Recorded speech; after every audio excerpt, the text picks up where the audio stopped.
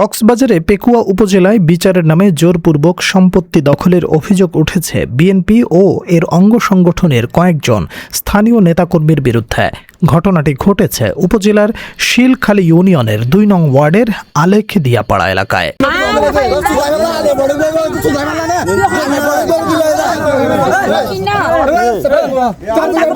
ভুক্তভোগী পরিবারের অভিযোগ, আলেকদিয়াপাড়ায় তাদের পূর্বপুরুষদের ওয়ারিশ সম্পত্তি দীর্ঘদিন ধরে বদি আলম গংদের দখলে রয়েছে। এই সম্পত্তি নিয়ে দীর্ঘদিন ধরে মানিক, মাস্টার, সেলিম, শওকত গংদের সাথে বিরোধ চলছিল এবং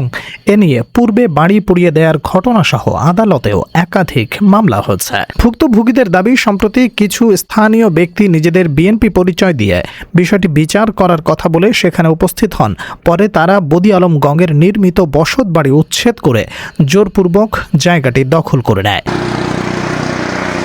এ ঘটনায় আলেকদিয়াপাড়া এলাকার স্থানীয় সাবেক মেম্বার ও ওয়ার্ড তাঁতি দলের সভাপতি জাহেদ মেম্বার, ওয়ার্ড কৃষক দলের সভাপতি রাশেদ, কৃষক দলের নেতা কাজী ইউনুস, আলী আকবর এবং স্বেচ্ছাসেবক দলের নেতা শাহাদাতের নেতৃত্বে হামলা ও দখলের ঘটনা ঘটেছে বলে অভিযোগ করেন ভুক্তভোগীরা।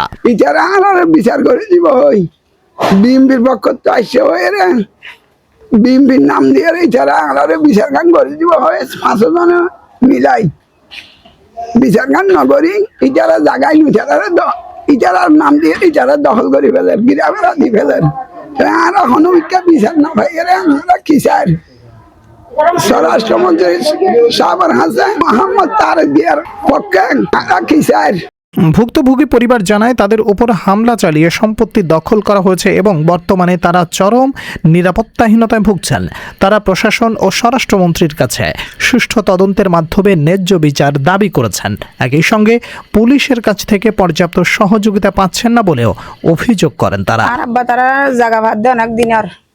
আর এর আগেও ঘর গজি আর যে গিয়ে গজে ইয়া বাজে আর নতুন ভাবে বাসা গজি বিচার আলা যায় আর মানে তার পুলিশ এসছে, পুলিশে ঘর দুয়ার না ভাঙে আর যারা যে দূর আছে দূর তাকিত হয়ে তার অনেক ভাবে মানে অনেকজন পুলিশ আসছে দারগা ভরিতে এসছে আর কি করছে মানে তারা বিচার করে দিব কাগজপত্র দুনো ভাটি তো জমা লই ইয়ার বাদে দি যায় আর কুড়ো মতুন মানি সাক্ষিতা করে কেন অনুমতি আনি হাজি নিজের হাত দিতে হয়ে বিচারালয় 5 জন। 1 নম্বরত জাহাজ মেম্বার, 2 নম্বরত যায় আলী আকবর, 3 নম্বরত যায় শাহাদত, 4 নম্বরত যায় লাশেদ,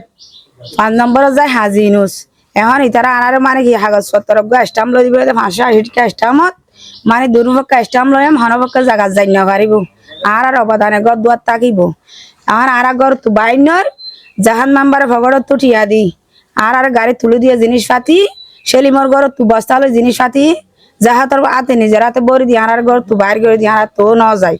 এখন 9 জনের পরও মানে তারা সে হতাবার্তারা হই আর কি করছে বাড়িতে দৌড়াইয়ে ঘর তুন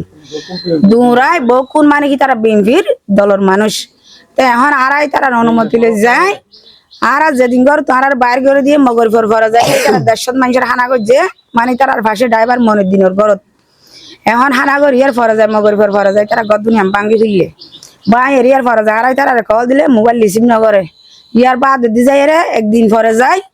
আড়াই তার মানে আসি তার আড়ারে মানে কি হতা দি উতার যাই সারি কিনা দি গুনা চাল দি গিরি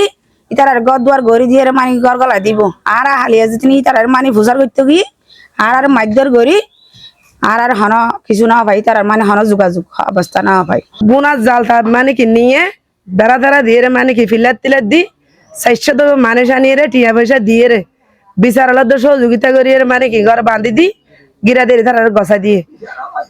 বিচারালা তিয়া তো উপস্থিত আছে তারা ডিজারা হাজ গজে তাহলে আর যখন খবর পাই গেই তারা মানে কি আর ধাক্কায় লাড়ি চুড়া দি মারি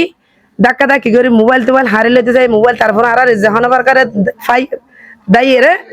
আই গিয়ে গই তাহলে আর তো 2-1 জনে মার মারা যা হাইয়ে হাইয়ে টুসি মেজে লাতি মেজে 2 আঙ্গুল লিগে তাহলে মানের জন্য আছে তাহলে আর মানে কি স্বরাষ্ট্রমন্ত্রী আছে আর হনুমিককে যখন বিচার না পার আর স্বরাষ্ট্রমন্ত্রী আছে তুন বিচার গান চাই তার জিয়ার হাজার তুন এরকম কি আর দেশের মধ্যে এরকম থানায় এরকম স্বরাষ্ট্রমন্ত্রীকে এরকম ব্যবহার কর দে পুলিশ